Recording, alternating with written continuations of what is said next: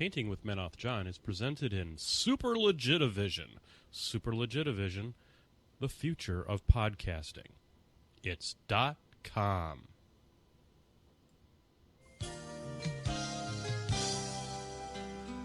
Hello, I'm Menoth John. and I'd like to welcome you. First of all, let me take just a moment to thank you for allowing me back into your homes. If this is your first time with us, let me extend a personal invitation for you to drag out your miniatures and paint along with us each week. Let's go over to the canvas here and let's get started. I believe, every day's a good day when you paint. I believe, it'll bring a lot of good thoughts to your heart. I believe, every day's a good day when you paint. I believe, it'll bring a lot of good thoughts to your heart. Let's build a happy little cloud. Let's build some happy little trees. There are no limits here. You start out by believing here. You can almost paint with anything.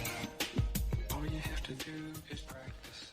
Yes, ladies and gentlemen, all you got to do is practice. And remember, it's Sunday night, and this is, of course, The Expanse on Sci-Fi.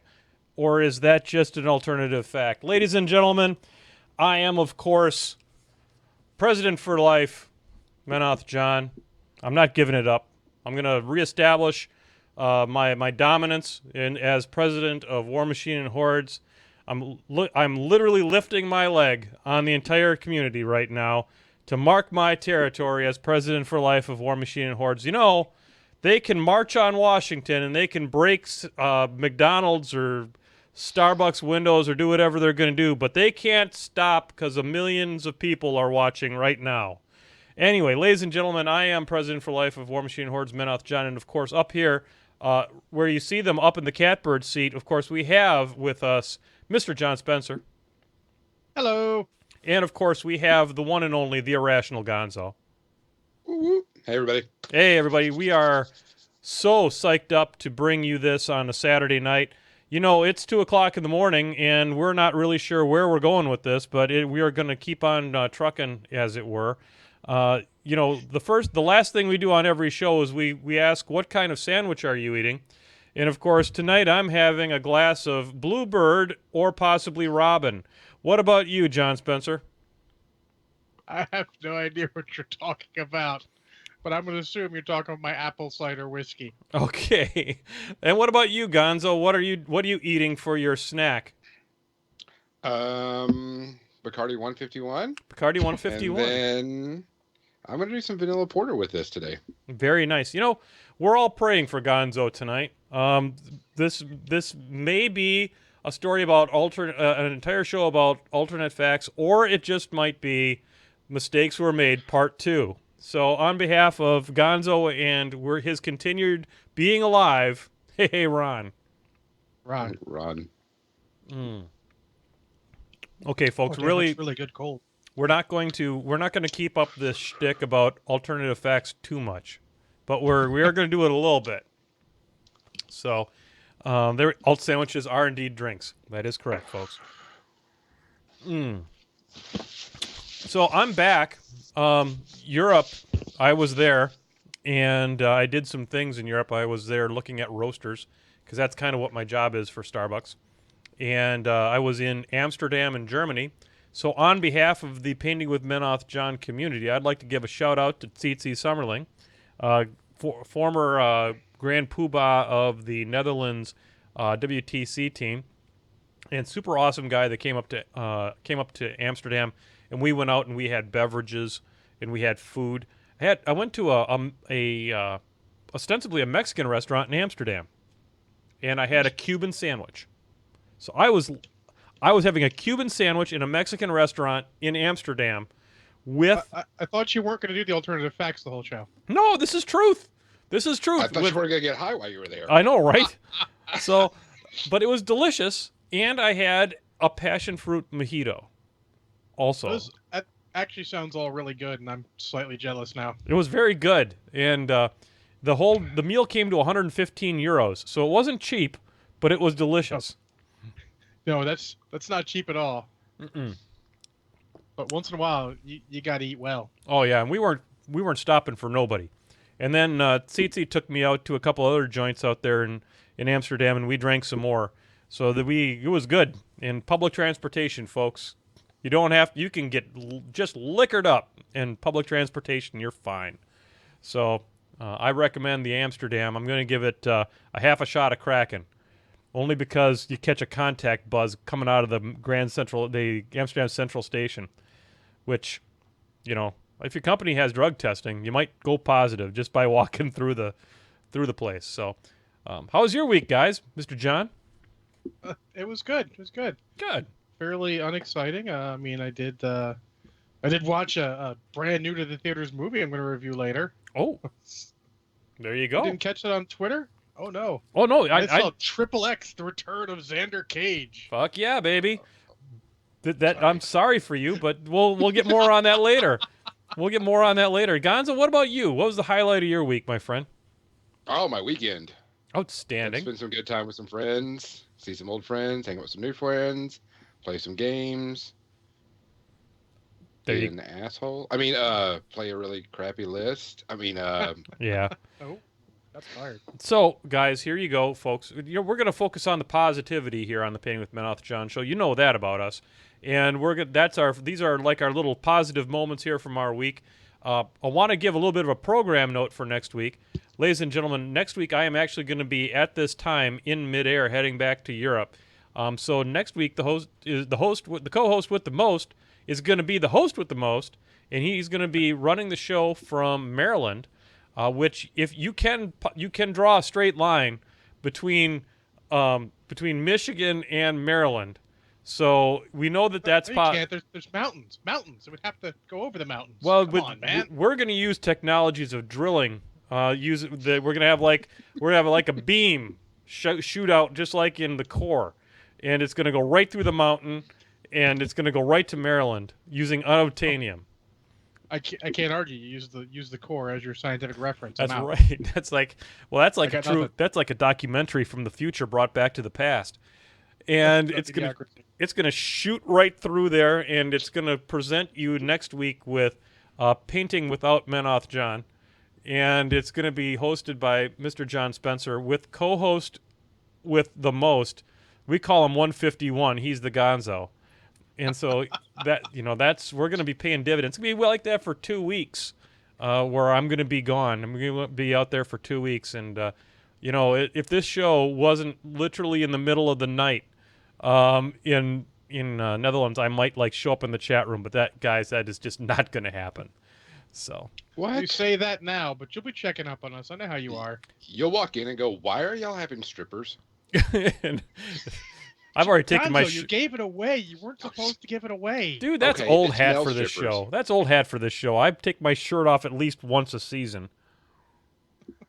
Okay, we'll have bell strippers this time. Well, there you go. So there you go. We've got a very exciting show for you tonight, folks. We're going to be talking about Feora, the Conquering Flame. Now, most people would call her Feora3 or Feora, as she's being dubbed in some places. And I'm going to be what's that? Nothing. Okay. Feora. So we're going to be talking about, when you're working on cavalry models, it's a little bit of a different philosophy. So we're going to be talking a little bit about that and how to go about assembling them. And I'm going to be doing the assembling. And John, I'm not sure if you're aware of that. We're going to be doing some new technology here tonight on the show. Were you aware of that? I was aware of that. I think I may be the only person besides you who's actually seen said new technology in work. That is correct, folks. We have reached out to the country of China through the channels that are only available to Amazon.com, and we are going to.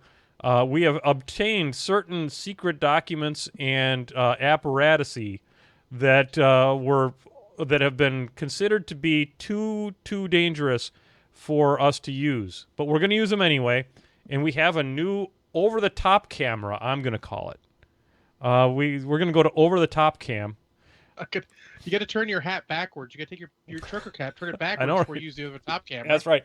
Going to give it like this, and the camera is going to be over the top, and we're going to declare a moratorium on gravity, just for when I use it. Yes, Gonzo.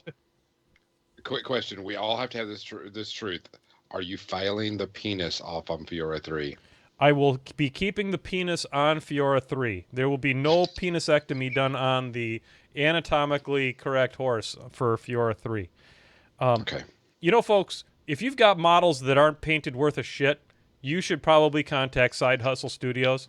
Side Hustle Studios, they will paint the fuck out of your stuff.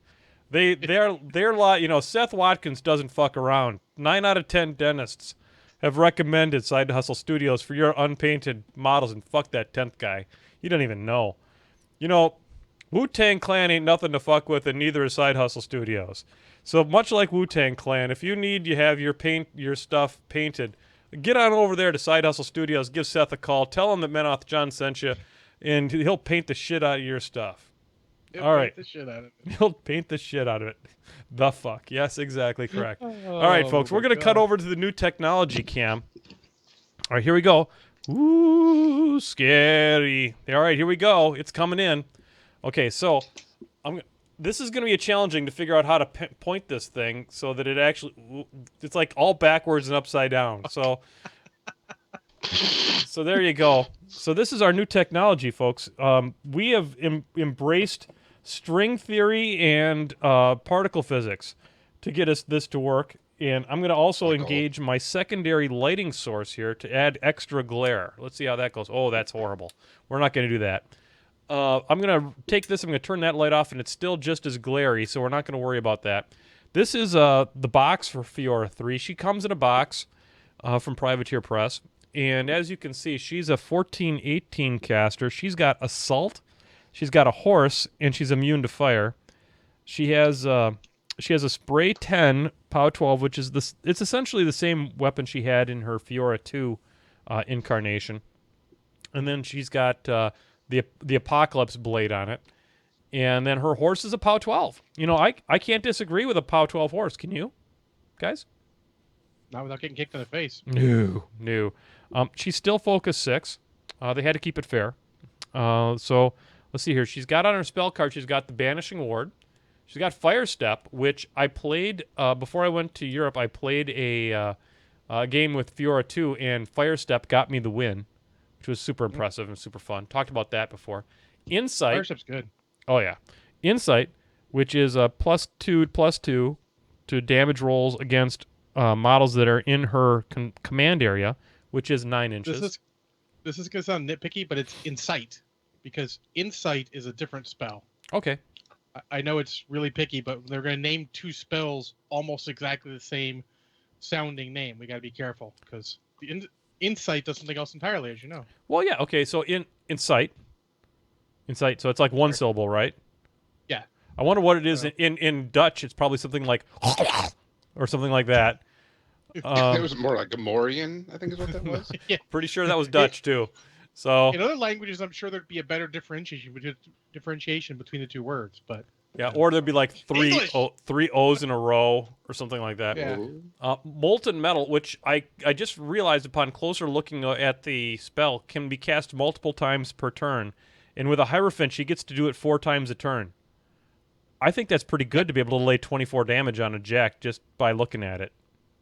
you got to hit it still. So against the Khador style Jacks and Merc Jacks and Dwarf Jacks, you'll be good. Yeah, and some of the Jacks that don't all go all the way up on their columns up, that's going to be a significant thing. You'll just be able to erase something. Yeah. Then it's also got Redline, which is good. +2 strength, +2 speed. Does a little bit of damage, but, hey, we got mechanics. They're cheap. Whatever. And then Clash of Flames, which is different than Clash of the Titans, by the way. I'm just going to put that out there. Clash of the Titans were 2 different movies, and one was better than the other. And I'll let you decide which. I'll review them both soon. I got them both on a 2 DVD pack, or 2 Blu-ray pack for $5. So really, there you go. Yeah, making my money work for me. Yeah, fuck yeah. So she's got a thing here that she casts Insight, which is different than Insight. If she casted Insight, that'd be weird, but she doesn't. Without spending any focus. Additionally, while in her control range, friendly faction models get Flame Trail. Clash of Flames lasts for 1 turn. So I don't know if I'm all in on Flame Trail. It's interesting. I would actually call her an exceedingly fair caster. Mhm. I looked at her first, I'm like, oh my god. Then I'm like, no, that's actually pretty fair. I think daughters would be kind of cool with this because, you could like run a bunch of daughters through an entire unit of IFP and just make it burn to death. On fire, on fire, on fire, on fire, on fire. Shit! I just draw. Burn. Yep, Do exactly. daughter cavalries have parry? They do not have parry. Not. That's They too do bad. not. Because they would do that exceedingly well because they are fast. Yeah, and well, I mean, the regular girls are still 7s, which is no joke. Oh yeah, no, you could do. I mean, there's lots of good tactical uses for that. Mhm. Especially when a lot of times you have infantry models charge or jack models charge a jack, and maybe just get base with a couple other dudes. Yeah. Then you're setting them on fire, and maybe get some good effect out of that. It's not bad. Much Plus, like it's basically three. Is it three? Three free focus basically that turn. yeah, and that's not bad. Oh, not bad at all. Yeah, the let's see, the Insight is 4. It's actually 4. Oh, it's 4. Yeah. 4 free. That's if your feat card said, "Hey, get 4 free focus and do X," you'd still be pretty happy in most cases. Yes, and much like Wu-Tang Clan, Feora3, nothing to fuck with. All right, so Question. yeah, Oh, they do have parry. They do have I do. parry. Oh wow, how about that? Do have parry. Fact checked your Gonzo at the ready. Well, I there was you looking go. too. I'm just like, holy moly, that's good stuff there. So there you go, folks. Ponies, I love them already. Here's another reason to love them. So there you go. So that's Feora3. Now we're gonna take a second here, and I'm gonna show off all the pieces this goddamn model comes in. So I'm going to move this over here, and we'll show them like one at a time. Okay, so here's the horse. And for those of you who are a bit interested, there it is. There's the horse penis. We know that's penis. important to people. That's the horse penis. You can tell. You can see it there. It's fully rendered. Although We have a guy. yeah, no, it's fully anatomically correct. So we got there's a horse part there, and then it's got a leg. So here's another horse part, and fits up all up in there. And then we've got, see if there's any more. So in their infinite wisdom, they thought this was a good idea. This is the tail. And the connection point for the tail is tenuous at best. So here you go. Here is the tail ball that it goes onto. And it fits like that. So Oh, that'll stay on perfect with just a little bit of glue. yeah. I don't think this is going to work out too well. That was good, Gonzo. Good. I don't even think it's going to work terribly well with green stuff glue, to be honest. I may actually have to pin this stupid son of a bitch. Oh my God. So Yeah. I'm You just stick gonna it model. all the way through. Yeah. So you can exaggerate the horse penis. I like the way you think, sir. I like the way you think. So Oh there's my God. there's a horse part. Then we got tailpipes for some reason. Do we know who designed this? Is this a Doug Hamilton? I believe don't so. know who designed it. Actually, I do know who designed it, but that'll come later when we talk about the facts. Okay, very good. Well, folks, we have a lot of facts about this particular model, and we're going to be sharing them as I labor my way through this. So here's some tailpipes on that side. There's some tailpipes that go on the other side because Are they really tailpipes or are they shoulder pipes? they're shoulder pipes that are routed through the tail. And then there's her head. We don't need that part right now. There's a lot of parts on this thing that, okay, there's a random arm that can go over there. There is that looks, I don't know what this is a part of. This another random leg. So he's putting his leg in the air and shaking it like you just don't care. So there you go. There's that one. More horse parts. And this looks like Flash. Yeah, Flash. Oh. So, all right. So then so that's all the horsey bits. Okay, we got a lot of horsey bits, and then we've got what we like to call the girl parts. And this is okay. There you go. There's some there. So I'm gonna try and fix the focus a little bit on this. I don't know if I can, but we'll see. Nah, probably not. And then so here's her backpack. And in a stunning turn of events, they decided not to completely hate on us, and gave us a one-piece backpack for stacks. which They already put stacks on the damn horse. I think the hatred was already used up, sir. yeah, they may have run right out of little known. This is a truthful fact. This is one of those alternative facts we're talking about. That they have a 55-gallon drum of hate, at the place for everyone that plays their game. It gets refilled daily. So Is there stacks on that stacks? there might be. You got Yo, dog. yo dog. I heard you like stacks. So Let's put stacks on your stacks. I put stacks on your stacks so you can be stacking while you're stacking. So Oh, this Can I one. be honest? This is one of those few models they put out that I can literally say that is not my aesthetic. Yeah, it's all right. I mean, honestly, is the faction aesthetic yours, John? I mean, To be honest, I like a lot of the aesthetic. I stayed away from it for other reasons, but this one model is one of the few in the whole faction. I'm just like, nope, just not me. I don't want to say it's bad because it's not like a badly sculpted model or anything. It's just not my thing. it's just not for you. Yeah. Okay. So these are the damn streamers. Now these are never going to break off of here, ever.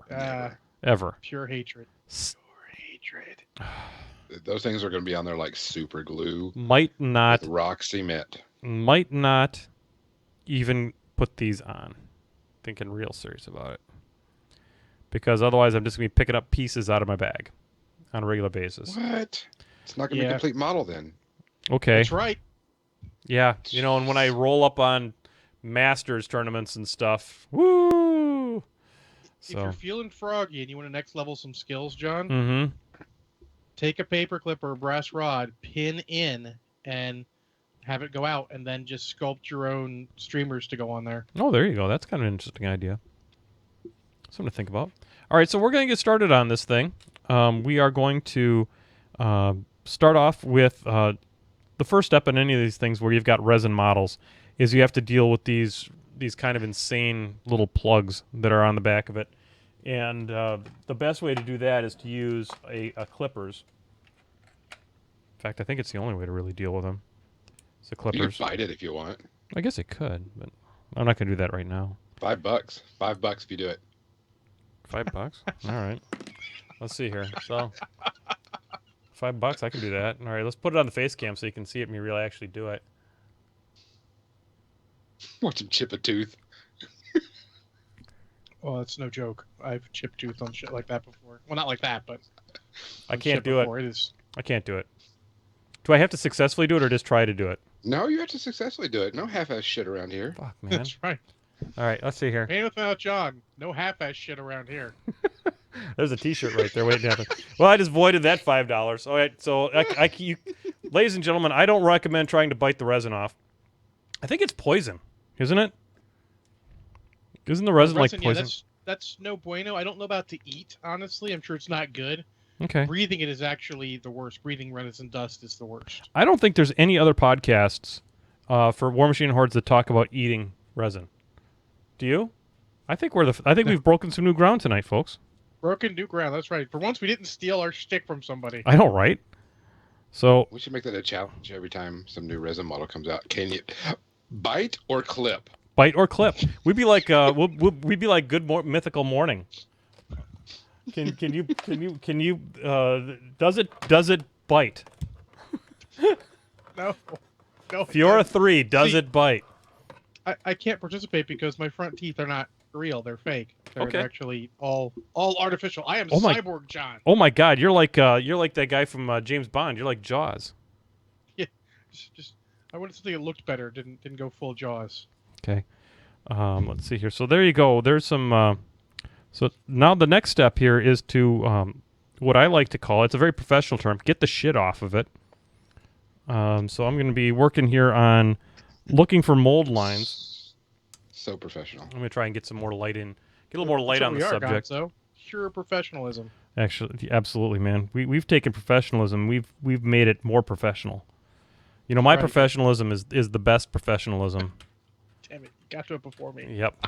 I've got huge professionalism. Okay, so you know, we were kind of thinking about when we were going to do tonight's show, that if we could come up with some, we dug deep into and did some fact finding on the show, and we have some true facts about Feora3 that we wanted to share with you while I assembled her. So, John, do you have any facts that you've learned about Feora3 here in the last week as we've kind of dug into her development? Absolutely. The most important one has to do with those stacks on the side there. Mm-hmm. It turns out she wasn't actually sculpted originally by Privateer Press. She was sculpted by Knight Models, who thought they were making a sort of medieval Ghost Rider. Only when Privateer Press got their hands on the mold did they realize the problem, much to their chagrin. Exactly. They thought they were going with a medieval version of Ghost Rider, and they ended up with Robot Horse Donkey Dick. Donkey Dick? I thought it was Horse Dick. Well, it's Horse Dick be technically correct.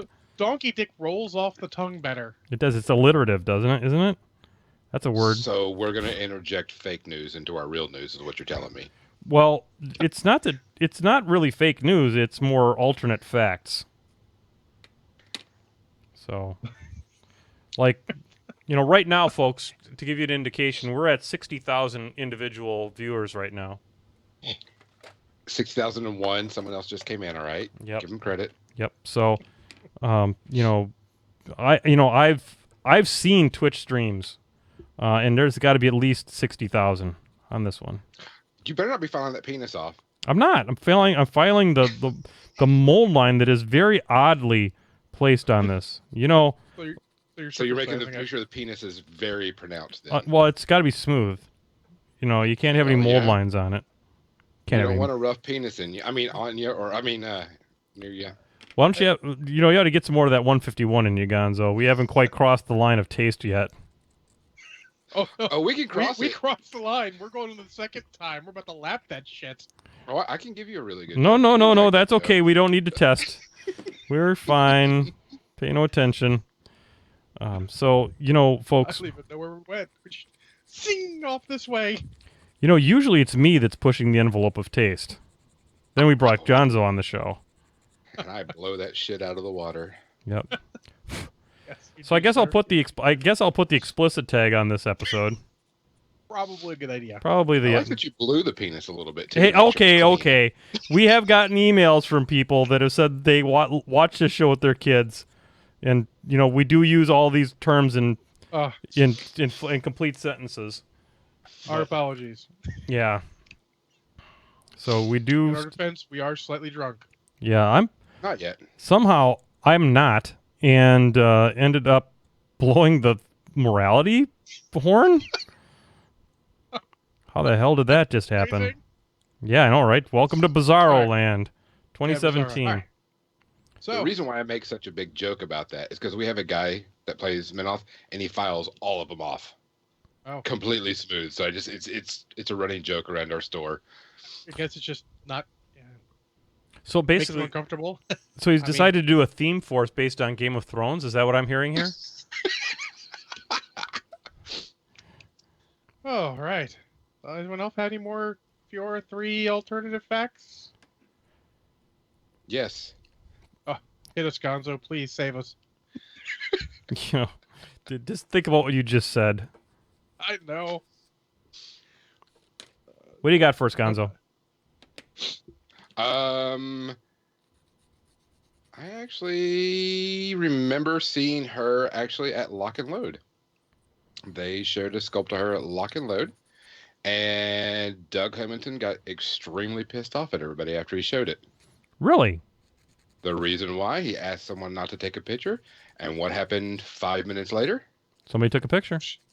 Internet. And they posted it on like Facebook groups. Wow. That sounds like a true fact. Yeah, that does It is sound like indeed true. Oh my God. So that's, folks, when we tell you these actual facts or alternative facts, some of them might be actually real, so it's up to you to figure it out. Folks, in this age of the computer, you can't tell what anything is. And I've learned that recently. So there you go. The other thing is one of the alternate facts that I learned about this was that that they actually were going to refer to this model as Feora, actually on her card. It was going to be Feora, the three bestest caster for Protectorate. And actually, that is actually the material that the armor is made out of. It's three bestus. And it is, that's what helps make her, No wonder she's immune to fire. that's what makes her mostly immune to fire, is the fact that she's got three bestus underneath all of that armor. So now let's see. Now I got to work on the leg here. I'm not seeing a lot. Honestly, folks, from a mold quality standpoint. By the way, how's the new camera working out for everybody? Looks good. Chat room, what do you guys think? What do you think? Is this a winner? Hope you like it. Winner chicken dinner. Can you got a question? Can it zoom in? Can it zoom in? Actually, Yeah, it's just as curious. fully zoomed in as it can get, but I can pull it down a little bit more. It just That's gets what he said. it just gets a little bit difficult to. God, everything is backwards and upside down, so it's really hard to figure out where it's pointing at. But that's really, we've made some Let's give it a strides. shot. We've made some strides in camera positioning technology compared to where it used to be. In other Twitch streams, they try and use a camera, but we put that camera in the best places. Well, we have the exactly. Yes, we sure do. We have the best camera positioning. It's really big. It's the biggest. Wow. Did you get it Hats from off, Almighty Russia Food. or That's China? amazing. You give it 6 pointless steam vents on a horse out of 6. That's excellent. So let's see. So, guys, kind of what are your thoughts on Feora as you look at her card and think about what she can do? Well, I was thinking about her card. I wish they'd gone with the original plan of making her all out of plastic, but turns out plastic isn't that resistant to fire, so they had to change their mind. Boom. Exactly. It was totally based on its ability to resist the fire. Yeah, that restic's a little better against fire than the plastic, so I figured that was just good enough. And if the horse dies, whatever, Fiora's fine. Fuck the horse. Fuck the horse. 9 out of 10 dentists say fuck the horse and fuck that 10th guy. So, I don't know. It's coming together pretty good. The whole alternate fact idea for the caster thing sounded better in my head, I think, John. I did my best. You did That's what I fine. had. You did fine. You did great. I'm looking Sounds like to you guys actually just put screwed this it thing. up. So one of the things I'm going to do here with this model is I'm going to assemble the horse, and then I'm going to assemble the rider, and I'm actually going to put a pin in Feora and pin her to the horse, because it is infinitely easier to paint a caster who is or any cavalry model. It's infinitely easier to pin them, to paint them separately, I should say, than it is to paint them when they're all together. There's just too much, individual bits that are too close together for you to be able to do a good job on it. So that's what we're going to do here, and that's one of the things I wanted to demonstrate on tonight's show. Also easier for transport too. Yeah, I tend to glue them back together, guys. What do you guys do for yours? It sounds like, Gonzo, you leave them as two separate pieces. It depends on the horse position. If it's just like the standard all fours down or 3 up or whatever, that's okay. But like the dragon, Mm-hmm. Kador, since he stands right and he's got a rearing horse, I've taken him off where I've got a paper clip through him so I can just put him in and off when I need him. Cool. What about you, John? Depends on the model. My Desters are separatable, just for storage purposes, and then my Steelhead Cavalry are all together. Same with my Tharn Cavalry, just because pinning and removing would not have been as good. Cool. All of my cavalry started off life as separate pieces, and I have permanently glued them together. So I will get them through paint, and then I will glue them as a last step once they're fully painted. Are you going Fair to paint enough. her any different scheme or any different way? She is going to get my standard Protectorate paint job of late, which basically is going to start off with an airbrush application. She's going to get Zenithal shaded but it is not going to get the full Seth Watkins treatment because I'm falling way behind as I learn that technique, and I'm still working on it with my trolls and stuff like that. But I'm going to get this one done, and that means I'm going to go ahead and put a base coat of innards from Minotaur, which is right here. I'll show you what this looks like. Here it is. This is innards by Minotaur, and it's a really good deep red that after I put a little bit of Agrax Earthshade on it, and it really shades up really nice. The flames and stuff, I will use the same techniques that I've used with Horgel too, which, folks, when you look at a flame, you got to remember that the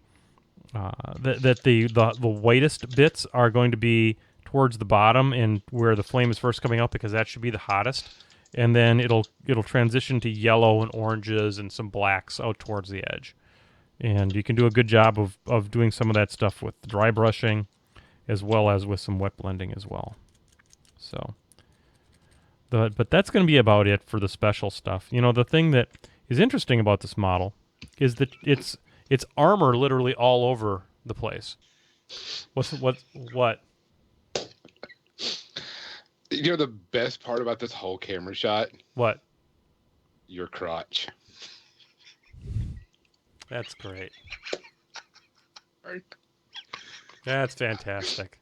Someone else pointed it out to me, and I was like, I have to say something because someone else pointed it out. I didn't notice it until he mentioned it to me. I'm like, oh shit, he's right. The maturity Sorry, level John. of my own show. Well, fine. If we're gonna do that, then here, let's just own it, and have this become the painting with Menoth John's crotch shot. All right, that's Sometimes fine. you just gotta own it. You're just gonna own it. It's- So It's thematic for this show. I'll be there you go. Well, here, look. There you go. Here's the horses. See? I'm And not there's the mine. only one. There you go. Horse, me. There you go. So, all right. So, Man, John, have you alive. thought of what you're gonna play with her in a list? Well, first thing I'm gonna do is try to pull my freaking dick out of the shot. So let me see here. So I'm trying to arrange. Okay, this obviously the camera needs to get rearranged. This is great. The entire show has now been brought to a halt. Preach. Okay, hang on. Repositioning camera. Stand by for motion sickness. Okay, so we're gonna do this, and we're gonna come over here. I think. Let's see here. Could point this out earlier when I could have fixed it during the pre-ramble. Didn't notice. No, I that's totally, fine. like I said, didn't notice until someone brought it up to me. No, it's okay. Don't worry about it. No, let's see here. Nope, that's still terrible. Let's see All you gotta here. do is... That might be it right there. There you go. There you go. That might be it right there. Now I got to fix the light a little bit. Well, that's good. Yeah. Okay, so now let me get that, and now I'll try and fix the... See, what's in the actual... Okay, the camera's actually pointing it there, so we'll just go like this. That's a little bit better. And then... okay, and now let me fix the focus a little bit. All right. This is good television right here. All right, so... We didn't try the painting cam in the pre-ramble. That's true. That's true. I'm here to fix it. You know me. Yeah. There we go. Now it's actually like in focus and stuff. Let's see if I hold this up like this now. Yep, there's somewhere out there. Good. Okay. Okay, so actually if you know what I could do here is, watch that. Here we go. And now if I move this back over here, and then, let's see. There, that's pretty good. It's pretty good right here. Yeah. All right, so, what were we talking about? I was asking if you had an idea what you're going to play with her. So, I mean, initially, the first thing that comes to mind with playing with her is going to be, I'd like to play some Daughters of the Flame to take advantage of her feet. I think now that we've talked about the parry on the horses, I think there might be some room for that daughter package that I've tended to use with Nicaea, and so we'll maybe experiment with that a little bit. As I look at her card, and I got to find her cards now again. They're around here somewhere. Oh, there they are. So, banishing ward, giving the ability not to be targeted by spells, it goes with a lot of different things. I'm probably going to take at least one arc node with her to be able to push molten metal out a couple of times. Definitely going to take the Hierophant because she's going to be somewhat focus strapped. She's going to have racks with her for sure. She's not a classic Jack caster, I don't think. So it may surprise you to know that I just threw a list in War Room here, Mm-hmm. and looking at Incite, I actually feel like she can be, Okay. because +2 to hit and +4 damage for a Jack makes focus slightly less relevant. Yeah, that's true. That's true. And I was looking at Jacks, since they're going to hitting at +4, even the Humble Repenter suddenly goes up to 17 in melee, ignoring shields, which is pretty good. Yeah, I hear that's a thing. So I went all in on Jacks, honestly, and my only non-Jacks are Full Choir and Nicaea. Granted, this might be absolute crap, but that's what you get when John makes a list. Well, let's hear what your list is. I got Hand of Judgment because it's her Jack. Mm-hmm. A Vigilant because you say it's good and I trust you. Mm-hmm. 2 Reckoners because they are good. Mm-hmm. And then 4 Repenters Okay. to go along with Nicaea and the Choir. My only concern with a Vigilant in this case is that because she's a cavalry caster, it might have trouble keeping up with her. But Well, fair. maybe not. But And she doesn't care about no blast damage, honestly, and she's not going to get cover from it too often. So yeah, you could actually drop that and put some other stuff in. Yep. Did you have some? How many vassals did you have in that list? What are vassals? Okay, so vassals are of Menoth are little dudes that run around and give focus out to Jacks or cause them to enliven. Do they actually give them focus now? They sure do. Shit, they didn't used to do that. Yep. So they'd be good, but I'm not sure points-wise they're worth it. I'm just thinking that we could convert the Vigilant. Oh yeah, I did. I just did that, and then we can do the racks that you Okay. wanted also for Okay. 7 focus. So drop the Vigilant for 2 vassals and 3 racks. Makes sense to me. What about themeless? I don't know if it fits in their theme list. Let's take a look. With all those Jacks that you just listed and what little support you had, I'll bet you that's a theme list. Which means you could probably get the book for free.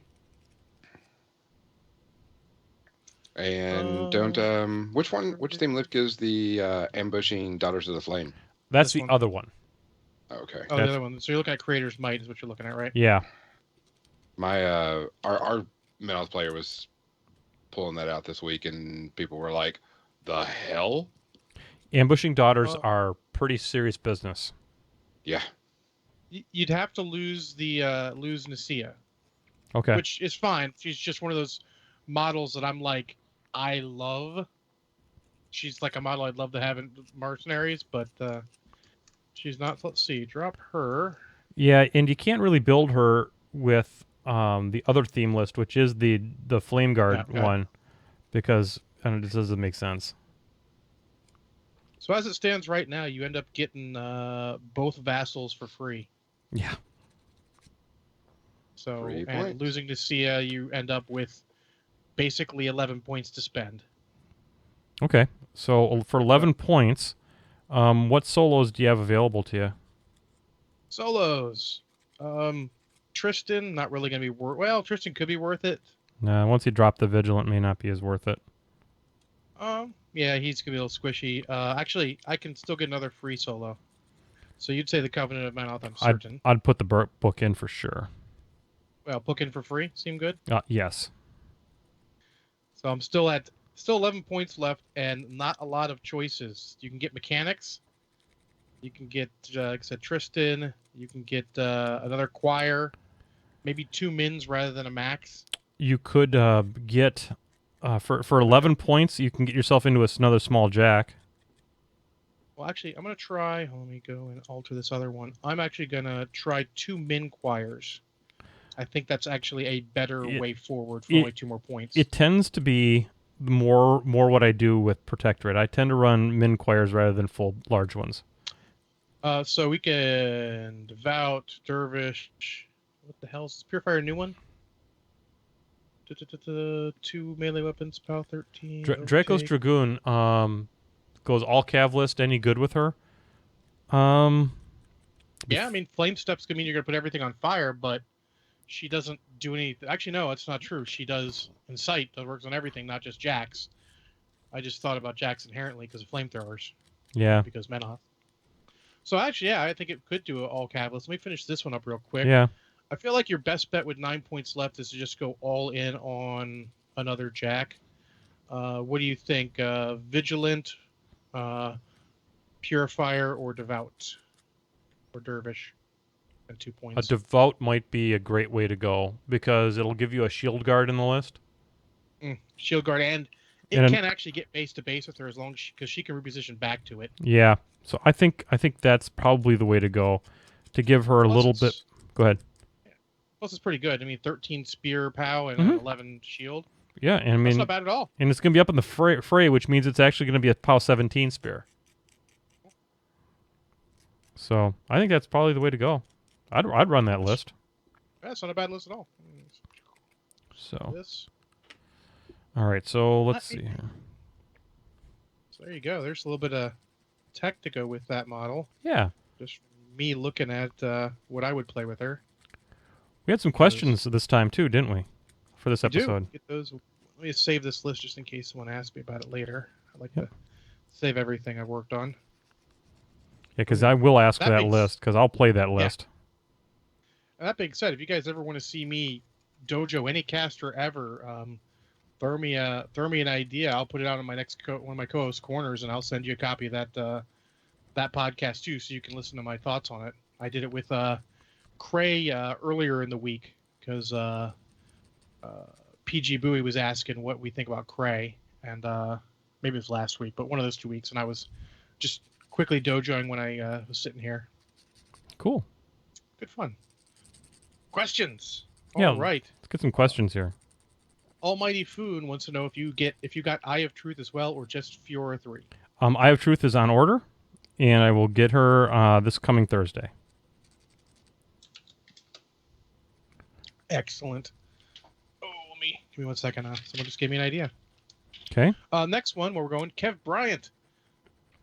His first one is, what does Gonzo do with all those chickens? Buffalo wings. Oh. I thought those were made from buffalo. Oh, snap. Well, they are. That's alternative news. Oh, Mhm. We do not do fake news stories here. No. We do not do fake news stories. No. All our stories are actually stories. Our actual stories. Hey, I'm looking at your list. Mhm. And Guardians of the Temple, is that the one that y'all were going with? Yeah. Why don't you do like double Flamebringers, Daughters of the Flame, double, so you can get double ambush from both sides? that's the other list. That's the other theme. Yeah. Oh, is that but- the other theme? Oh. Yeah, but that's not a bad idea either. To go Because if the you other do way. double Daughters of the Flame, they can keep up with her. Vassals, I'm not sure. I'm not too wholly on Menoth Jax, but Daughters of the Flame and Flamebringers is just double Flamebringers, stupid fast, and double Daughters for ambushing on each side. Can you do more than one? You can only do Or is it one. Okay, so you'd only get one. Yeah. So you only buy one. But I don't own 2 units of Flamebringers, and there's a 0% chance I ever would. Proxy to see if it works. Yeah. That's what I do. No, that's fair. That's what I've been doing lately, is proxying a bunch of stuff before I have to shell out hundreds of dollars for 6 stuff. Yeah, I understand. Yeah, well, I kind of cheat. I'm still the old owner of Drop Zone is still selling my stuff on my GW stuff on eBay, Mm-hmm. and I get stuff through him, basically free money as far as I'm concerned. So Yep, that's keep pretty stuff sweet. in the stuff. It's great. It's a great cycle of stuff. It's like the circle of life, but it's models. Indeed. So, the second part of Kev Bryant was, what is President for Life's view on Jack spam, and should there be more room for troops? I think that Jack spam is an early version of the meta. To be honest, I see it shifting already. I'm seeing more and more infantry on the table from my opponents, and there's plenty of room for infantry in this game. I think, But only certain infantry, I think. There's a selection of infantry that's too specific in their task to have too much general use, unfortunately. I hear you. Like, can you give me an example of maybe one of those that you're talking about? Units I wouldn't necessarily take. Something like, let me think real quick. Hammerfall High Shields. Mm-hmm. They're good. There's nothing wrong with them for their points, but they only really shoot, and they're very expensive for that shooting when you can get steelhead rifles for less points. And while they don't have the same armor, with so much jack spam and infantry, does the armor matter? Yeah.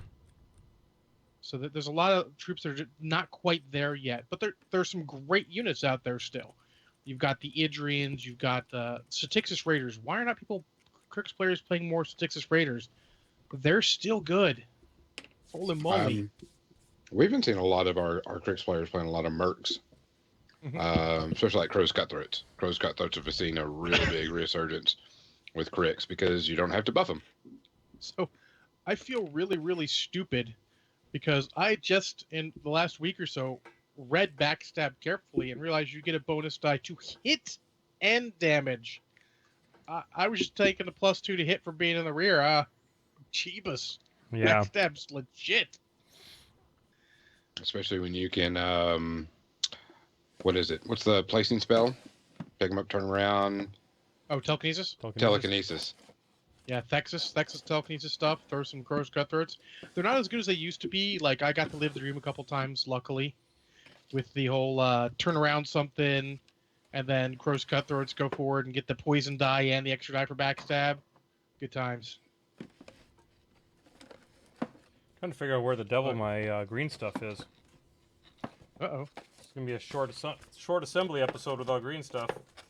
Let's get the next one now. Let's see. Chris Eberly, who is also known as Congo the Drummergund, Yes. wants to know, will MJ finally put Cheeto in his face and wear the blonde wing?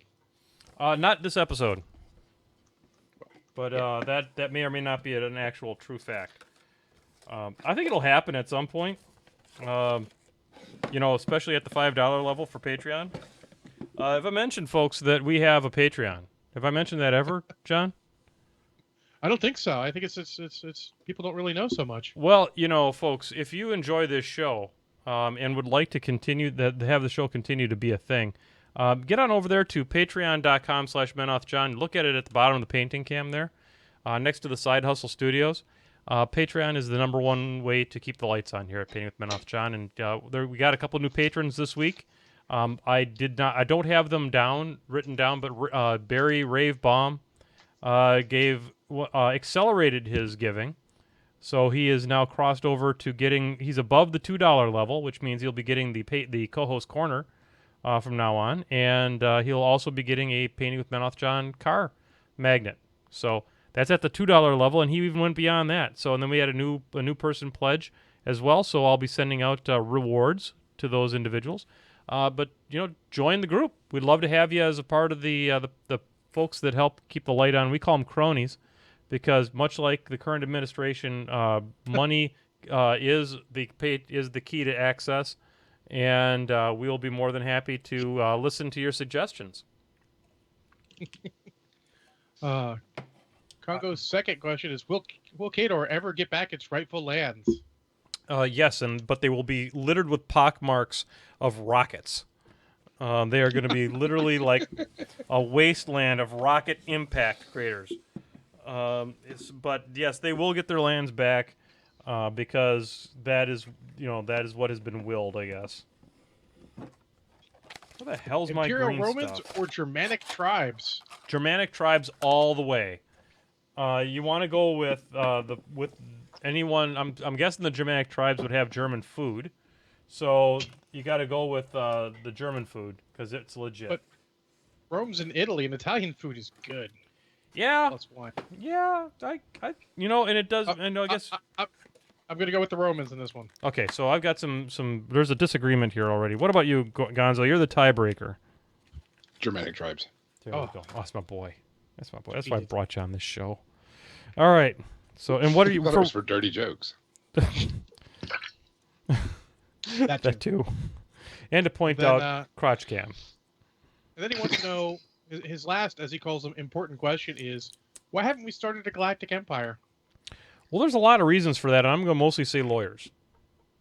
We don't have self-driving cars, and before you can have a galactic empire, you have to have self-driving cars.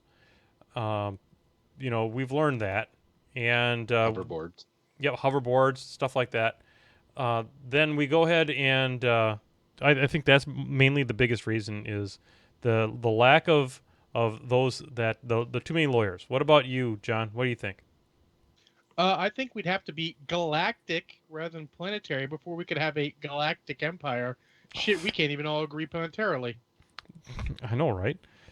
Was that too real? I'm sorry. It was a little real. My apologies. What about you, Gonzo? Thoughts on no galactic empire yet? It's hoverboards, and we can't make a good chicken wing to save our life. That's the problem. I agree with you, sir. In Glen Burnie, they cannot make a good chicken wing. The best they have is at Outback Steakhouse. That tell you anything? Oh man, I'm sorry. They're pretty good. We're still fighting over light beer, whether it's good or not, and It's not. It's not. We're not fighting on this show over that one. I'll tell you Not that. much of a fight. Not here. Not on this one. well, you know what they say about American beer, right? Uh-oh. Because you had some good beer while you were out, right? I will tell you right now that as I was drinking German beer, I was missing American beer. Really? The quality of American craft beer is over the top good. Oh, craft beer. Gotcha. Okay. Yeah. Okay. Well, there's a difference. We're talking about craft beer, not normal. Oh, well, that stuff's hot fucking garbage. Like Yeah. what? Like old style and Miller and shit like that. The Beast. Yeah, The America's Beast. Beast. Yeah, no, that stuff is hot garbage. But the craft beer in America is top notch. Yeah. I mean, typical American beer is like having sex in a canoe, right? Yeah. Fucking close to water. Fair Boom. enough. Thank you. Boom. Oh. Ladies and gentlemen, he'll be here all week. Try the buffalo. There we go. So, Archimedes in the chat room wants to know. He says he's got a painting question for you. All right. He just got done painting Amon and had a rough time with his eyes and face. Any tips you have would be appreciated. Absolutely. So, I mean, first off, don't feel like the Lone Ranger. Painting eyes and faces is one of the hardest skills there is. A pro tip that I'll give you, and I'll try to illustrate this somehow. Let's see if I can grab a pen here real quick. But hang on, please stand by. There we go. Well, I can actually do this. How can you not have a pen? I got here, have a pen. I got pens. All right, so Okay. Just fax it to him. so let's say you got an eye. I have a fax actually. God, I think I just rubbed like lead dust in my eyes. So let's say you've got an eye, and it's kind of looking like something like this. Okay, so the first thing you want to do is, and of course I don't have black, but what I like to do is I like to paint the whole thing black. Okay, and then the way you can do that is by just taking your really small paintbrush with a good that'll get a good tip on it. And folks, that's like the most important thing on any of the small detail stuff is make sure that it forms a nice tip. And give it a little single stripe of black, and then with white, what you'll do then is and pretend this pink is white, you'll kind of put a white stripe here and here, okay? So it'll actually even overlap where you think you will be having the where the eye actually, it'll be bigger than the eye. Then what you can do is you can come back with your flesh color, and you can come back and then sculpt the eye with the color of your flesh on the top and bottom. And what that'll do is that will kind of clean up these lines a little bit. Now, the thing that, if you want to make it a little bit easier on yourself, rather than painting a stripe on both sides, you could also get away with putting just a stripe on the outside on one side and the inside on the other one. And so that it's giving the look of them like looking off to one side a little bit. Then you only have to do, like one part of it. So, but the sculpting with the flesh tone on here and here helps clean up that eye and make it look really, really nice. Other things for a beginner painter that's having trouble with eyes and faces, the GW Reichland flesh shade is your friend. If you start off with a base coat of either a Cardic flesh or a Midland flesh from P3, and then go ahead and wash it with the Reichland flesh shade, which is this stuff right here. This will tend to give you a really nice shading on the cheekbones and things like that, and then you can go back and highlight it with your base color that you started off with, or maybe if you started with Midland and you washed it with this, highlighting it maybe with a little bit of Cardic flesh, or bringing up then the very most highlights with the Midland flesh, works out really, really good on that. John, you got any thoughts? And I would say that faces are one of the few things, while dry brushing, if you're going to go quick and dirty, can work.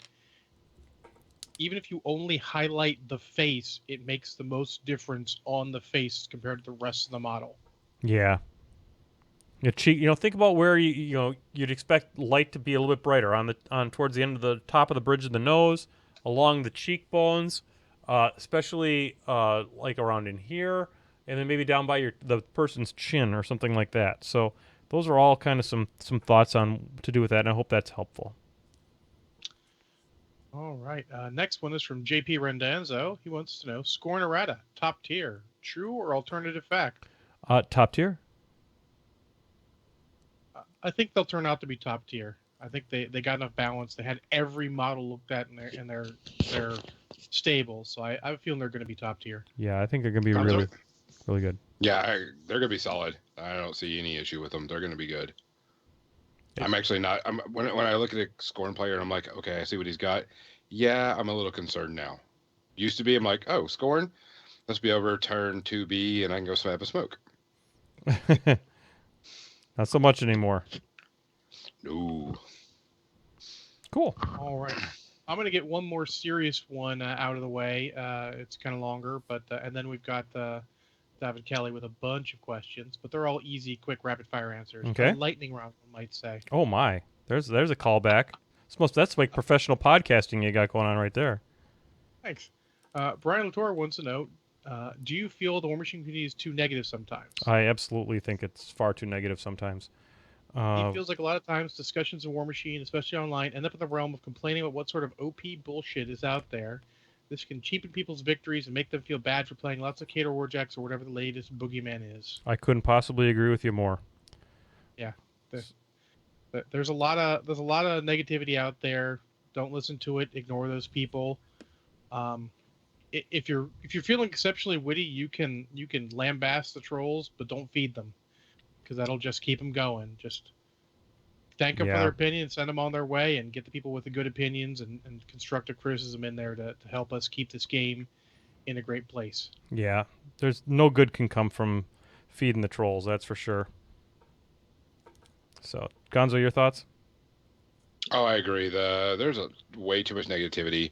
The latest one that I read about and my friend Chris was talking about was the Circle theme list. They were like, oh, it's crap, it's crap, it's crap, it's crap, because it wasn't so super overpowered, because they're used to, Circle Christmas. Yeah. I remember that thread. I actually, as I called it, counter-trolled on that thread. Yes. I mean, try it out first. At least give it a chance and see what's going on first. And that's like I said, so our Circle player, he was like, I'm going to try every caster I can, see how I get it to work the best. And he found some pretty good, solid lists out of it. But I think, as a whole, it's all doom and gloom on most of the times. Yep. So, and when you're looking at something, be aware that it may not be for you. Not everything in this game is for the competitive player or for you.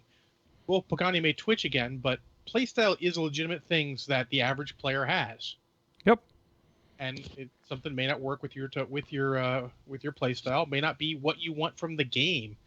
Be aware of that. This may not be for you. Like, oh, I thought it was themey, but it's not for me. That's a perfectly good answer. Or, I don't like the way it plays. I'm going to try something else. Perfectly good answer. Constructive. Everyone knows you're going about. Go along your way. It's all good.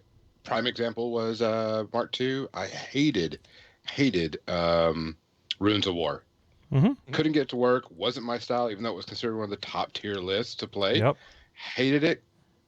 Ditched it, threw it away, and made my own list with Glacier King and a bunch of other stuff, and it worked out really good. Yep. I mean, prime example. Experiment. Figure out what works. Yep. I'm in the same place, Gonzo. I felt the same way about runes. I could play it. I had all the necessary rune bearers and stuff like that, or whatever the hell units. I had all the pieces parts, but I could not make that list run to save my rear end. And if that makes me a bad player, I guess I'm a bad player. But it just was not my play style. Oh, I agree. Yeah, So, Draco's Dragoon wants to know, for rolling your dice, yes or no to the dice tray? I like dice trays. I have a very particularly one that I've got I really like that Flight Medic made for me, and I like rolling it in there mostly because it gives me a play. My dice don't go all over hell, and I don't know that it makes any difference as far as how true they roll and all that kind of stuff, because I don't have time to sit there and figure out all the statistics on all that stuff. But I don't know. I like them. What about you, John? I'm not opposed to them. I don't generally use one, and I think you have to have the right one for the dice you're using. I had that comment about PG Bowie's Wormwood dice tray, where I felt like both of our dice were rolling under average, but I think it's made for hard corner dice, not rounded corner dice. He started rolling his Q Workshop dice, which are square corners, and they rolled average in it. So be aware that some dice trays aren't for everything. And, Yep. If you got one, use it. I'll use his sometimes if it's sitting there. Sure. There you go. All right, now we got the marathon from Daffod Kelly, who has a whole bunch of questions. All of these are of utmost importance. Okay, so we're gonna lightning round this one, given that we're closing in on media section. Yeah, they're quick. Okay. Highlander or Flash Gordon? Flash Gordon. Gonzo. Flash Gordon. Highlander. Oh, there you go. Predator or Aliens? That's tough. I'm gonna go Aliens. Aliens. I'm gonna go Aliens too. It's really close though. It's really close. They're better one-liners. Oh God, though. It's a toss-up. Aliens is such a good movie though. Yep. Demolition Man or Time Cop? Oh, Demolition Man. Demolition Man. I'm going to go Demolition Man, but I also think this one is close, but that's because I'm John and I like Jean-Claude Van Damme. This one's may not be as close for everyone. Robotech or Macross? Okay, I'm gonna really sound like a non-nerd. What's the difference? Well, Macross is the first 36 episodes of Robotech. That's just what it is. It's that slightly different background and all, but just that. And Robotech is that combined with Southern Cross and Maspada combined into one long series. Nope, I'm out. I don't have an opinion. Robotech. I am also Robotech. All right. Next one is, let's see here. Sorry. So I didn't get very far with putting this model together tonight, but that's okay. I'm going to continue efforting against it at another time, but I need to drop a pin up her cooch, and that's not going to work for doing on camera right now. Fair. So Way we are, that's not a good idea. nope. His crotch stuff. His next one is Evangelion or Gurren Lagann? God, Evangelion is such a goddamn mess at the end of the series that I have to go with Gurren Lagann. Ditto. I will also ditto. Yeah, I mean, it's just such a fucking mess at the end of the series. They tried 3 times with 3 different movies to try to figure it out, and they still never get it right. I'm sorry. My favorite part of Evangelion is the opening. I'm not a big fan of That it, show but makes you feel bad about yourself constantly watching it too, which is not okay. yeah, I will say it is not a bad series. It is a not for me series. That's fair enough. Everything's good until the end. Yeah, the last 2 episodes, it's like, what the actual fuck happened? Yeah. Avengers or Justice League? Avengers. Avengers, hello. If it's comic book, it's closer, but it's still Avengers. Yeah. Babylon 5 or Star Trek? You know what? That's a question you got to ask. It gets close if you're talking DS9. But I have to give a tip of the hat to Babylon 5 for its being a more compact series. So I give it to, and we're getting to they just won the war against Earth in my rewatch. So That's a hell of an ending to that. That was a good episode. yep, sure was. So that's a damn good Gonzo, show. what do you think? Babylon 5. I've never been a huge fan of anything else. I mean, Babylon 5 to me, it's just because there's so much to it. Yeah. And there's a definite arc and there's an ending type thing. If the Expanse can continue on the trajectory that it's on, it will unseat Babylon 5 as my all-time favorite science fiction series. Oh shit! If it remains on its, and I'm in the second book of reading it, and if they follow anywhere near it, it's got a chance. I will go with Star Trek just because I do love Star Trek, and a tip of the hat to the original, from which none of this would have really happened the way it did. Yep, fair enough. But that's another super close one. And speaking of super close, Farscape or Firefly? Firefly. Firefly. Firefly. Yeah, Firefly. I hate to say it because I do love me some Farscape, but I'm fine with Farscape, and who don't like a white skinned girl with a fur neck thing. I mean, poofda, that one, little minx. So I'm gonna skip one and come back to it because that's make the last two hard. I don't think this one's as hard. The Bourne Identity or Casino Royale? The Bourne Identity. Bourne Identity. Yeah, Bourne Identity. Yeah. Now we get into really, really difficult ones. I'm going to save what I think is one of the more difficult for last, but Okay. that's because my opinion of things differ. Lord of the Rings or Game of Thrones? Oh fuck. Game of Thrones. Shit, Gonzo? Lord of the Rings, just for simple fact that I grew up on that. Yeah, Lord of the Rings, Game of Thrones. Okay, is not time my out. thing. Are we talking about the books or are we talking about the movies or shows? I mean, I would go media-wise. So books versus books or shows versus shows. Books versus books. I'm gonna give the tip of the hat to Lord. I'm gonna go Lord of the Rings, but I think that the Game of Thrones television show is got me more emotionally invested in the characters than the movies got me. I will say the same thing, but the other way around. That the Lord of the Rings really got me emotionally invested. You kill one main character, and yet I still care and worry about all the characters through the rest of those movies. That means something. Fair enough. But Yeah, see, that's I'm just still my Lord of the opinion. Rings. I'm still Lord of the Rings for the simple fact that, I mean, I grew up being read I read The Hobbit as a kid, read Lord of the Rings.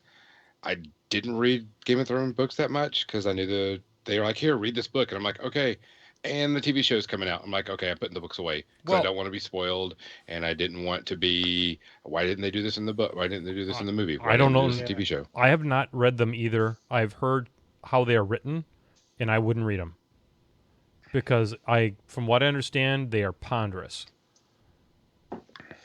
But anyway, To be fair, so are parts of Lord of the Rings, but that's only the beginning. Oh. I hear. fair enough. Fair enough. But so the final one I think is the hardest of these questions is Seven Samurai or Magnificent Seven. I'm going to give a tap to Magnificent Seven, and the reason I know, I recognize and support the importance of Seven Samurai, as it is almost literally created a genre of movie in and of itself. But its pacing is not good, and I'm all in on the Magnificent Seven then. Okay. I'm Gonzo? pretty much on the same boat as he is. And I think it's also just because when it was made too, and how it was made, and the style that it was. Both great stories, both great everything that goes on with it. But Magnificent Seven. I'm going to give tip of the hat to the Seven Samurai. I saw it first. I love it. It can be a bit slow at times, but that's when it was made. But so can the original Magnificent Seven movie. So, but any movie that can spawn that many remakes, Yep. each one is still good in its own way. Yep. Hats off to. Lot to be said for that. I don't blame you. I don't blame you for that He gave us opinion. some hard choices there, didn't he? Yep, some good ones. Hey guys, we're going to continue to ask hard-hitting questions like this, and give you the kind of, that fucking controversy. That's what we're known for on this show. It's controversy, and we're gonna continue to bring it to you. So we're gonna call that good. We're gonna switch over to the media section because we got 15 minutes left here, and let's get that going. John, you reviewed and you saw some cinematic hotness this week. Fresh off the presses, XXX, The Return of Xander Cage. Yep. Oh, I'm going to start with my capsule review, which is take the first XXX Mm-hmm. and put the second XXX in that blender with it, and then put Suicide Squad or just certain trailers for Suicide Squad in the blender with that. Mix that up. That's your movie. Oh my. So there are two scenes that are so... Have you guys seen the second XXX movie? I have not. So the ending, he jumps a car onto the train tracks, it pops the tires, and then he catches up with the train. Keep in mind, this is Ice Cube, not Vin Diesel. Right. But it is super souped up car, but it's like that level of realism. There are two scenes that match that level of realism, and they're probably the two scenes I have the biggest problem with. Well, the only reason this is opening weekend, I don't want to spoil the movie. Those wheels on a train work the way that they do because the train is fucking heavy. This movie in physics, they still talk, but they've agreed to see other people.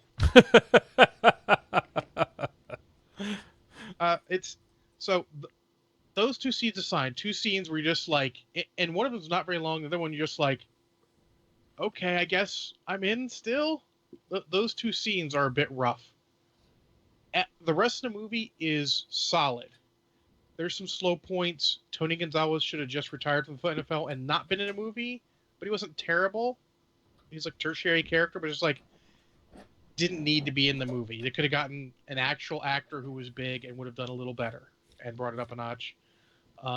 Toni Collette plays XXX's handler, and she has resting bitch face like you have no idea. And it makes her entirely unsympathetic, so that hurts a little bit. But aside from that, Vin Diesel is Vin Diesel. He's not at his best, but he's okay. He's sort of playing up the shtick a little too much at times. What's his name? Donnie Yen is fucking great. Donnie Yen needs to be in more movies. Okay. Donnie Yen brings charisma. He's like Jackie Chan was. Jackie Chan's in a movie, you get that charisma, that a little bit of playfulness. He brings that to the movie, and it's great. It's really sort of like an Expendables type of thing, where they get a whole bunch of people together. They've got an Indian actress who I don't know her name. I haven't seen her anything, so forgive me. But she was actually decent. Indiana Jones? No, Indian actress. Oh. Sorry. And then there's Ruby Rose, who's a Australian actress, I believe, who's also going to be in John Wick 2. She was decent. They actually had some decent interactions. There are some very good parts. There are some parts you're just going to put your head in your hands and facepalm a little bit. They get Ice Cube back. That's a little bit of a spoiler, but Ice Cube comes back. He's on the list of cast, so won't tell you what he does, but he's back. Their tech support's a nerdy chick who takes it a little over the top. It's got lots of little things that just detract from the movie that you just that occasionally you question why you're in the theater, and then some cool action scene happens and you forget. But Yeah. It was decent overall. I give it pretty standard action fare. 2.5 shots of Kraken. I feel like if they had gotten a very good script writer to come in and tweak some stuff and a better director to keep rein the cast in a little bit at certain points, it could have been a one-shotter. It could have been really good. Well, there you go. If you're bored, matinee, go see it. I would. Cool. I did. Cool. What do you got? What do you got for this week, Gonzo? Anything special you watch? Uh-oh, Gonzo, we've lost your audio. Yeah, no audio, Gonzo. What's up with that? Oh, that's weird. Maybe his battery went out. I don't know. What? Well, he's working on Okay. it. John, did you see anything? Well, let's see. If you'd like to use sign language at any time, Gonzo, you can do that, and yeah, that's sensitive. All right, so there you go. So this week, let's see. On the airplane, I watched the new Ghostbusters, the reboot one, and I enjoyed it very much. And let me tell you why I enjoyed it. So this is a classic example of a movie that the trailers did it absolutely no good.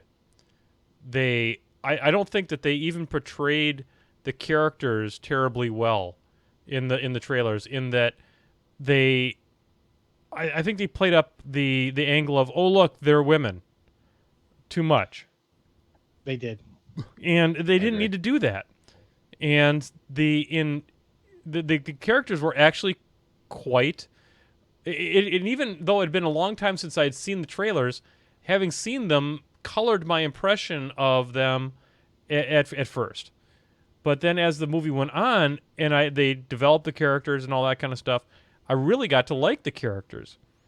And I think it's best shown in the woman that has the kind of the Egon character, that the blonde-haired gal that was very odd, but her oddness became so much over the top as she went on that it was hilarious. And Chris Hemsworth as their secretary, who was the dumbest thing on two legs, was just amazing. He just knocked it out of the park in that role. You know, like not being able to answer a telephone, but not just slapsticky. It was just really, really good. It was not a simple remake of the first Ghostbusters movie, which I thought was good. It was a new story with a lot of new things, and Bill Murray makes a cameo. Dan Aykroyd makes the whole cast basically makes Ernie Hudson. Everybody makes a cameo in the movie, which I thought was a nice tip of the hat to the original film. I'm sorry that it did so poorly in the theaters. Go ahead, I think John. that's a perfect example of shitty trailers turning people against a movie, and the media feeding on that like they do, and making a movie do poorly in the cinema. Yeah, I think a lot of this movie, along the same lines that I think a lot of people think about John Carter, is that I really enjoyed John Carter. Yeah, It was a fun movie. Yeah, and it was destroyed in the movie, and we'll never get any of the rest of the Barsoom novels because of it. not for a while at least. They gotta let the taste wash out of people's mouth, and they might be able to do something else, but Yeah. it'd be tough. So I think that it is. I'm going to give the reboot of Ghostbusters a one shot of Kraken, just to kind of give take an edge off and just sit back and watch the silliness happen. I really enjoyed it, and I'm going to watch it with the kids. So there you go. Gonzo, I hear we have you Gonzo. back. Is there anything now that you'd like to say? I actually didn't watch anything new. Mhm. Saturday night I was just chilling out, and Hot Tub Time Machine came on again. And that movie, I just love when things go back to the 80s. Mm-hmm. because it's just hilarious because you're like, I remember that crap. I remember that crap, and it just cracks me up. I love seeing let's go back to the '80s and see how shitty things were back then compared to us now, Yeah. but how fun it was also. So yeah, I give that like a 2 shots Kraken just because it's stupid and funny. Yeah. There you go. I've heard decent things about the first one. Yeah, Cool. it's fun. All right, gents. Well, ladies and gentlemen, we are going to be back next week. We are going to be. I will be in Europe, so I will not be with you guys on the show. Mr. John Spencer will be. What's that? Go ahead, John. So we're supposed to watch Chappie 4 weeks then? Give you a chance to get back and then watch it? Yes, absolutely, My absolutely. DVD should be here by then. Cool. Yeah, I got to get that done. That'll be a good thing for me to do when I'm in the Europes, so I can watch that. So yeah, we'll be back next week. Mr. John Spencer will be running will be at the controls of the machine, and we will have a show. It will not be posting to YouTube and to the podcast feed right away, because it's one thing to host the show; it's another to do all the back of scenes crap that I do for the show. So I've got specialized software to do all this garbage. It's not worth making John go through it. So I will it'll be off for 2 weeks, and then we'll be back. And John will, of course, be on the socials, letting everybody know what the show will be, at least as early in the week as I do, which is generally somewhere within 24 hours of the show actually starting. So if you have some show ideas, throw them over to John. He loves that kind of Yeah. shit. Yeah, absolutely. Throw me ideas. I love ideas. Yeah. Ideas are good. I on a scale of 1 to oh my fucking god, where do you come in on ideas, Gonzo? Oh my! Sometimes. Okay, there you go. I'm all in. That's where I land on. So that's my rating. So we're gonna be we'll be back in better than ever next week. We're gonna go ahead and start the music because that's what we do at the end of the show. Folks, this is if you've got a model that you haven't painted, think about painting it this week. That's kind of the pro tip from Painting with Menoth John. Paint something. Doesn't have to be it may not be the best thing you've ever painted ever, but if you paint more, you'll get better. It just can't help but happen that way. So Remember 2017's motto, paint more often. paint more often. And this week I'm going to paint more often and Elite Dangerous less. So, and yeah, I know. Gonzo's giving me the look. I know. I'm supposed to go mining with Rich and the Cooler, so we'll see what happens. Anyway, ladies and gentlemen, have a great week. We'll be back here, same bat time, same bat channel. This is Painting with Menoth John. Good night, everybody.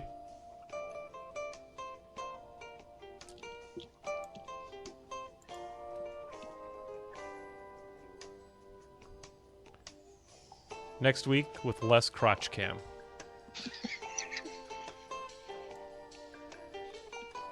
Honest to God.